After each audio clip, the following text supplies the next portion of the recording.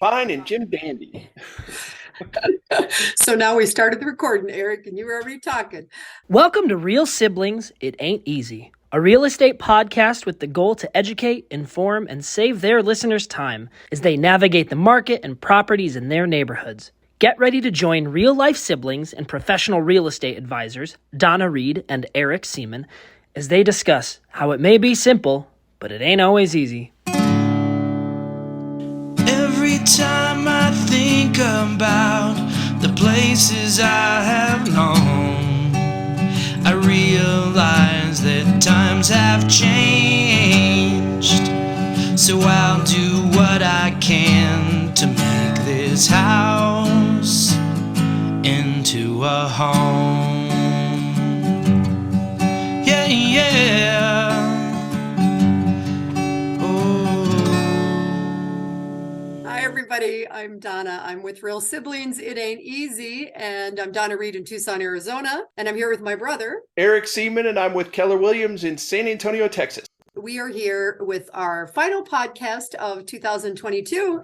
During these podcasts, we have been reminiscing and sharing about our young lives in Lindsey, Ohio, and growing up there, and then how it impacted our real estate careers in San Antonio, Texas, for Eric and myself in Tucson, Arizona. We have enjoyed this year sharing kind of the love and laughter that we had growing up, and also comparing and contrasting our times, our lives, our fun, our not so fun to where we live and work right now. As we're wrapping up this last episode, we're hoping that you have enjoyed the time that you've spent with us and what you've listened and hopefully learned a little bit, and that you will continue as we head into 2023. With that, Eric, I think I'm going to give you the floor. And for those that are watching and or not watching, I guess, either way, tell us about the photo behind you and then what's happening in San Antonio and Southern Texas during this season. All right. Well, thank you. And okay, so for everybody who's on YouTube, you can see a church setting behind me.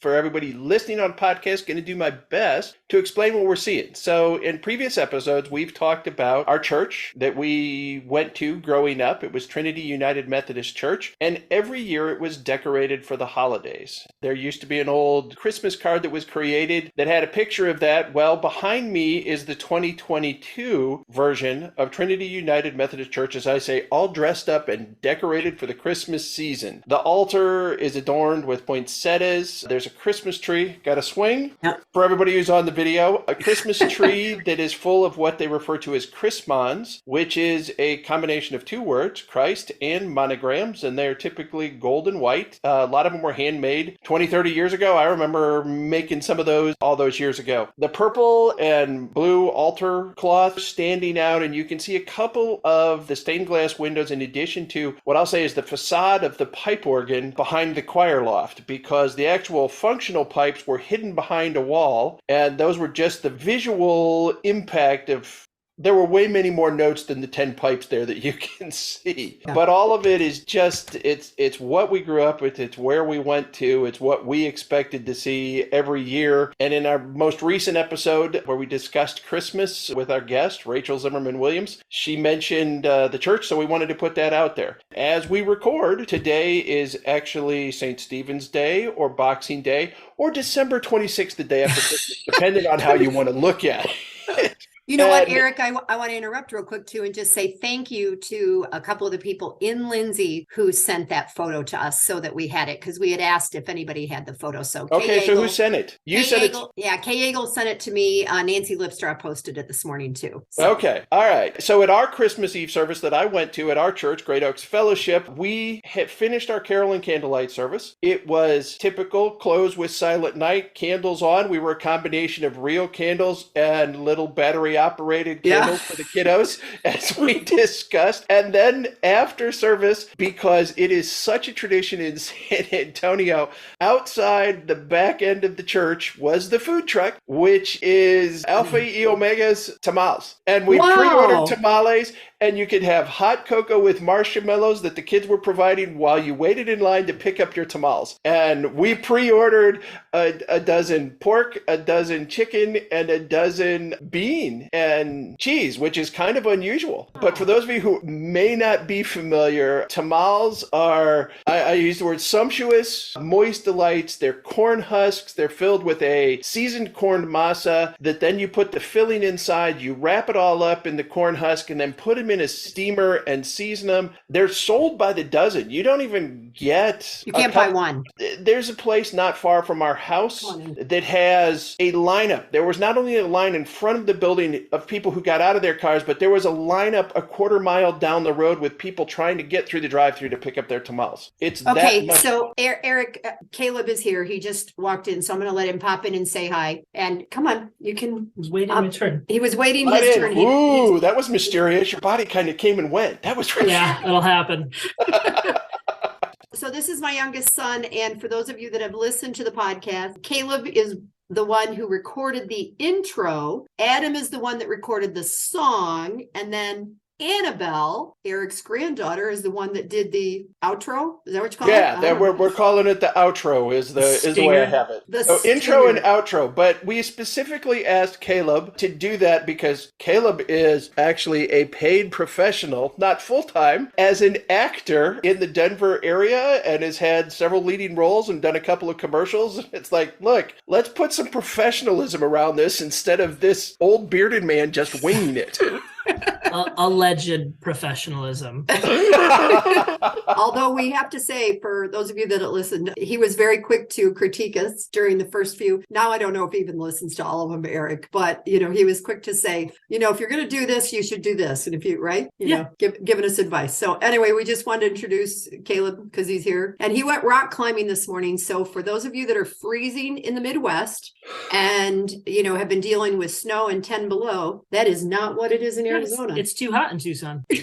Too darn hot, right? What are you guys 70 today? We got up to 62, I think. Yeah, 70, but exercising in the sun in the desert, it felt like 90. Like it's pretty hot. So yeah. So I think now he wants to nap, but we asked him to say hi. So and he has to nap before they go out to sing karaoke tonight. Yeah, right. Important things. Thanks, Caleb. Okay, so while I wrap up, and I talked about the tamales there, but you also have to know that this is such a thing that actually San Antonio holds the Guinness World Record for the most tamales ever made in a 12-hour time frame. In 2011, 1,300 people used almost a kilogram. Wow, I don't want to say kilogram. That's not the right thing. 1,000 kilograms. A kilo? 1,000 kilos of product to make 17,000 tamales in 12 hours. And it's a certified Guinness World Record, and it's been there in place since 2011. All right. So you've said tamales. We always have said tamales. And now like that E's not being pronounced. What's up with that? When, because what I grew up with and what I still hear, I hear the E being pronounced. Tamales. It's one of those that it depends on where you're at and how they pronounce it. It's becoming more and more common to just say tamales. Okay. In San Antonio. And I've been here 30 years and it used to be tamales, but. Okay. So do the ones that you buy there, do they have an olive in them? No. So a lot of the ones Jose brought some to our Christmas party a couple weeks ago, and they all have an olive in it. And I don't know the significance of that because it's like one olive. So it makes me think about king cakes or something. Is there some reason that there's one olive in one? We're going to have to look that up. I don't know. There's got to be more research because I do not think olives were native to Central America where the tamales originally came from. So that's something that came later. However, I did hear that in a conversation I had yesterday for someone who is in Florida making tamales. Yep. And they're using the more traditional in Central America. They were originally made with bananas leaves, not corn husk. And they were making them with bananas because you can get the leaves down in Florida. Yeah. And they were putting the olive in. Okay. So the tradition of the tamales or tamales, maybe it'll be interesting to see what listeners think about the use of those words. And that's our Christmas present. And so beyond that piece, because here we are the day after, that's a food thing, right? And that happens both where you are and where I am. And it starts a week or two before, and people are taking orders the whole month.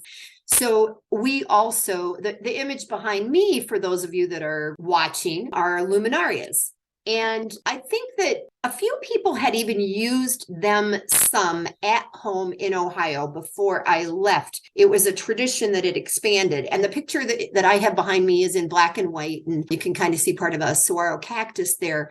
All of these episodes, I did a little bit of research because to me, it was always just Southwest Santa Fe. That's where it came from without knowing the history of it. I've read 2 or 3 places now where they were originally bonfires that had pinion boughs, and they were arranged in like 3 foot high, like big burning fire pits, and that they lit, and some people say in history that they lit the way for Mary and Joseph in their search for lodging in Bethlehem. They're also linked to the ancient tradition of creating and delivering warnings. So when you think, we hear all these things about fires and sending messages by fires, they're linked to that. And then So that's where J.R.R. Tolkien got the idea in... Yes. Lord of the Rings. The fires on the mountains sending the signal across the... I'm sure that's what it was. Yeah. And then the other thing that I thought was interesting, especially with you having a wife from Louisiana, is that some of them there say that the fires and the bonfires were lit along the Mississippi River so that Papa or Père Noël could find his way through the thick fog and everything to bring presents to the kids. So what I here in the Southwest have thought of as just, okay, Pueblo Indians, New Mexico, customs that came from Spain. And in Spain, they called them farolitos, or little lanterns, which makes sense. And they were bags or whatever with sand and real candles. And of course, like everything else, these right now that you see in this picture could very well be a light bulb in a bag that won't burn. It's kind of a fascinating thing to think about light guiding the way, especially as you and I are both churchgoers, and we've just been through Advent and talked about the light of Christ. And, I'm not here to preach to anybody, but, if you think about being in a cave, black, black, black, black, black, dark, dark, dark, and then you write light, one light. It's kind of cool that these lights have a significance. Yeah, and when they were being transitioned, we started using them up in Ohio and Michigan in that area. The challenge is that it's like, just take a brown paper bag, put some sand in it, and put a candle in it. Well, you've got snow, you've got slush, you've got moisture, you've got a burning bag and blowing winds and trying to keep a candle lit and everything. I think the climate in the Southwest is much more conducive to Luminaria. I mean, even when I moved here, one of the neighborhoods that I lived in, everybody saved their milk jugs. And you used milk jugs and turned them into luminarias. Yeah. Well, and what's interesting for me, aside from whatever traditions we had related to our families or in the church when we were kids and what happened then, is, life evolves and things change. Decorations change. People here put light bulbs all the way up those saguaro cactuses. I don't even know how they do that.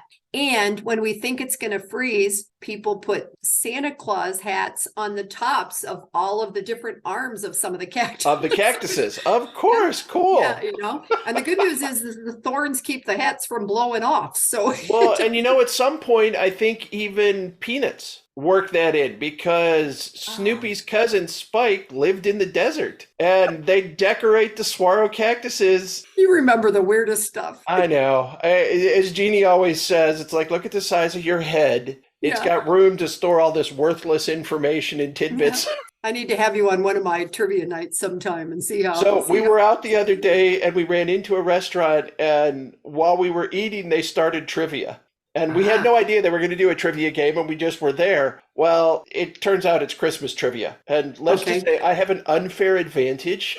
Yeah. I was not playing, but going around to tables and giving everybody their answers. And it's wait, how do you spell that? No. It's a good way for Santa to be helpful. That's awesome. And the reason I had to say St. Stephen's Day specifically earlier is because that was one of the questions, and I blew it. I got that one wrong, but that was 1 out of 13 that I missed by the time we had left. So in San Antonio, what happens like down on the Riverwalk in the middle of town or around the Alamo? Are there specific traditions or things that happen? There are very definitely. So Alamo Plaza has a Christmas tree that's provided. The main grocery store that actually started in Kerrville, Texas, which is a little bit further north and west from where I currently live, but is headquartered now in San Antonio, Texas, provides the Christmas tree, which is Alamo Plaza gets one similar to like Rockefeller Center does. There is a Christmas tree lighting the day after Thanksgiving. and that's the official start of the season. But the San Antonio Riverwalk, which is one of the main tourist attractions in all of Texas, is lit up. The banks of the river are surrounded, I'll stick with surrounded, with these trees called a bald cypress trees, and they're monsters. They are easily 50, 60 foot tall. And they are draped with twinkling, blinking lights, blinkling lights all up and down the river. And as the city has developed, especially in the last, I'll even say 5 years, there have been extensions to the Riverwalk, which have become more elaborately decorated. And you can take one of the riverboat cruises and just cascade down the river with the lights blinking overhead. There's a big event that's held at the Arnson River Theater, and there's a river parade that goes on. San Antonio at the holidays is really, really, really all in. So Eric, at the Riverwalk, there's the upper part and then there's the lower part. So are those trees down at the lower part? The trees are on the lower level directly next to the banks of the river. That's okay. I've and as a cypress tree, it's a coniferous tree. Okay. It's not. Okay, I do the emphasis different there. I say conifer. Is it a conifer? Yeah. I think if you're it's coniferous or conifer if you're doing a single. If the trees don't have a date, they're just single, then it's a conifer. So there's that. There is a holiday river parade, which includes floats and performances and groups from around the city on boats through the city. And this year I got to participate a little bit. One of the San Antonio traditions and draws is a museum saloon restaurant called the Buckhorn Museum. Yep. And on December 11th, Western Winter Wonderland, I got to introduce my version of a cowboy Western Santa and was down there greeting people and patrons and individuals and had a ball. Look forward to growing that in the years ahead, and we'll be looking for a longhorn because we're talking about Santa coming in riding a longhorn. So for real? For real. Well, that's all. It would be stopping the traffic in the street so that Santa can come down and get off at the Buckhorn, and so we're hopefully developing that, and it's going to be. I'm already worried about it, and you're just talking about it. I know, but okay, so you know that I do farm and ranch, and one of the most recent connections that I've made. Not in the longhorn industry, but I am now linked with the Texas Bison Association. Not only am I a real estate agent, but my original degree in school with college was a Bachelor of Science degree in zoology. I am now a volunteer for helping with the bison vaccinations. I'm telling you, I am psyched about getting out and getting hands-on right next to some of those animals. Oh my Lord. So those of you that are looking for homes that either have longhorns or bison, Eric might be your guy. I don't know. I can help you out.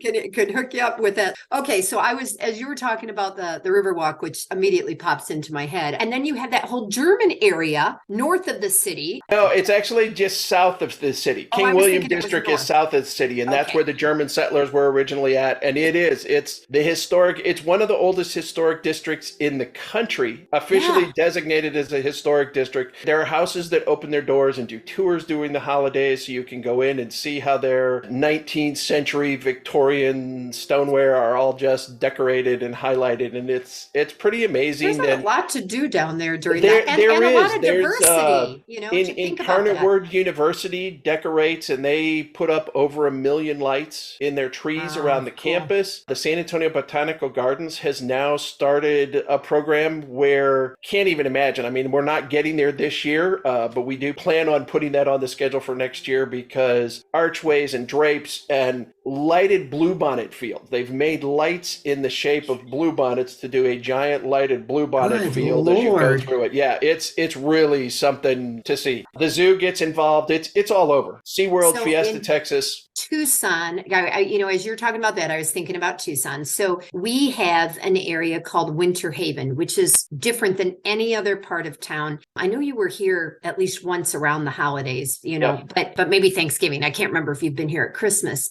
Winter Haven is a part of town that they have their own wells And when you buy the main avenue, turning in is Christmas Avenue. When you buy a house in Winter Haven, you have to know that you have to decorate for the holidays. There are required. Oh yeah, it's an HOA requirement. HOA requirement, and then they block off the street. So Caleb and I came by the other night, and it was Christmas Eve night, I guess. I don't know. And I thought, oh, I wonder if they're still open. Thinking maybe they're not. Tons of people, and you can rent the carts that you pedal through and drink. And there's one day or two where you can take cars, but mostly it's walking. And everybody in there, they are so creative with what they do. But when you buy there, you have to know that this is going to happen. You know, people go through on wagons and stuff. But again, because of our temperature, it can be chilly. You can be cold. Right. Desert winter in the desert is nighttime, right? Yeah. So, but bands play. Our piano player from church is one of his band. They're called Desert Chameleon. They always play. So that's a tradition that I've been to a few times. And then the other one is that old Tucson, the movie set / historic area, has started redoing some things. So they had their saloon and their gunfight shows and all that. Now, I don't know how you work Christmas into all of those things, but you know, maybe the dancers in the bar just have red dresses or something. And I'm not sure about Santa in a gunfight and all of that. But they have gotten to where they have reopened. Well, there's been a couple of recent holiday movies, including this year, Violent Night, which has got a little bit of, or last year's Fat Man. Yeah, I would like to think that if you're out taking your family out, that's not. Although they have the creepy things, the Halloween things, you know. That's right. That's right. Okay, so I'm gonna transition this a little bit because we need to wind Christmas down. But you have made a standing tradition for New Year.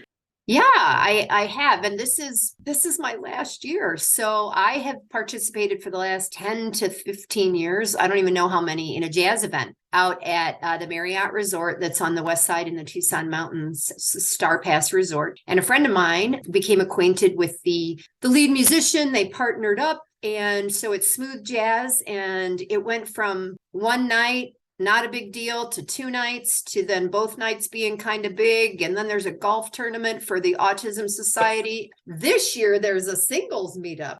From what I understand, it's supposedly all just supposed to be trivia and stuff about music. It's not a dating thing. So we're going to see what that's like. Anyway, that's on New Year's Eve morning for breakfast. So that's a tradition, and we'll be sitting here hibernating at home, maybe watching San Antonio's downtown event. And San Antonio has a huge downtown event. It's just that it's so big. I don't want to fight with the crowds. I don't want to fight with the traffic. I don't want to fight with the drunks, because we're talking easily 50,000 people who will be downtown San Antonio around Hemisphere Park, which is where the 1968 World's Fair was held. The Tower of Americas, the local TV stations broadcast through the Fairmont Hotel, which is another story somewhere down the line. It was picked up en masse and moved from its original location to a hotel, picked up and moved, a brick hotel, pick up and move. They broadcast from there.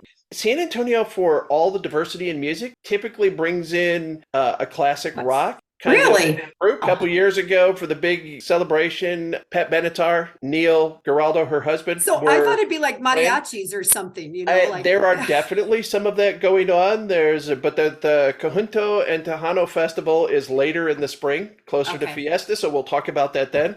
And I think we better wrap things up because I think it's important that we talk about going into 2023 and the fact that this is our last one of the year. And as we go into 2023, we're going to have a guest again, and we're going to talk about projections in real estate for 2023 and our personal goals and what we see happening in the housing market. We have spent October, November, and December a lot on lifestyle and a little bit less on the market.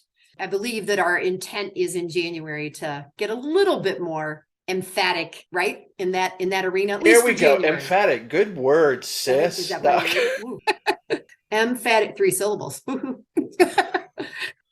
Yeah, we do. I mean, our goal on this, again, we're reminiscing, but we want to convey and create relationships. And in real estate, and I know you've heard this, they got to, and it's really true in any kind of sales position, business position, they got to know you, they got to like you, and they got to trust you. And knowing us and liking us are kind of what we're trying to do with this podcast, to get ourselves out there so that people know who we are, feel like this is somebody that have similar emotional connections to, create some sort of tie. It's up to us then, once we have that meeting, to create the trust. So know and like, that's what I think we've been focused on. And now we really want to start demonstrating our expertise as we move into 2023 and season number 2. Short of just talking about all of our great memories that we may or may not remember the same. That's right. The ones that we've remember and the ones we've made up. Yeah, there you go. There you go. We'll let you wrap us up, Eric. All right. So again, as we close out today's episode and our 2022 season number 1, we want to thank everybody for listening as we've strolled down memory lane and reminisced once again about our life in Lindsey, Ohio, and how it's impacted our lives and careers in real estate in San Antonio, Texas, and in Tucson, Arizona. If you are in either of those areas and are looking for a real estate agent, both Donna and myself are available. We work with Keller Williams and are happy to be of assistance. And if you are listening somewhere around the country or around the globe, please remember that we are connected to an extensive network of professionals around the globe. And we would be happy to connect you so that you can find a property to call home and create lasting memories. Until 2023, remember, it may be simple, ain't always easy. And I'm Eric. And I'm Donna. And we are Real Siblings. Happy New Year, everyone. Happy New Year. Thanks, Eric. Every time I think about the places I have known, I realize that times have changed. So I'll do what I can to make this house into a home. Yeah, yeah. Oh. Hi, I'm Annabelle, and I want to thank you for investing your valuable time in listening to Real Sibling. It Ain't Easy. I hope you found this episode informative and enjoyable. There are several ways you can support this podcast with my Grandpa Eric and Aunt Grandma. Please take the time to like, follow, and subscribe. Additionally, leave them a 5-star rating along with a review on your preferred podcast platform. The final thing I would ask is that you recommend this podcast to a friend, a family member, or an associate. Your engagement is critical to their ongoing success, and they look forward to connecting. Check out the show notes Grandpa put together with their contact information, including emails, phone numbers, and website. And remember, the Real Siblings look forward to hearing from you.